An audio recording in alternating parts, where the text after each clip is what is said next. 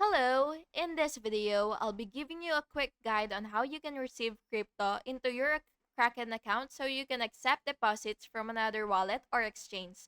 So first, you will have to log into your Kraken and go to the funding or deposit and select the cryptocurrency that you would want to receive. Next, you will just have to click generate deposit address or get address for that crypto and copy the address exactly or scan QR code. After that, you will just have to go to the sending wallet or exchange, paste the address, and select the correct network and send the amount.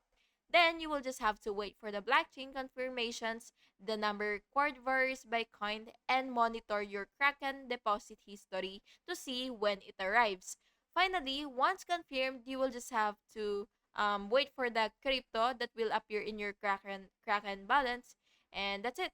And another quick tip, you will just have to always send a small test deposit first to avoid mistakes with addresses or networks. And that's it. Thank you so much for watching, and I really hope this video was helpful for you. If it was, please make sure to like and subscribe for more videos like this. Thank you. Have a good day.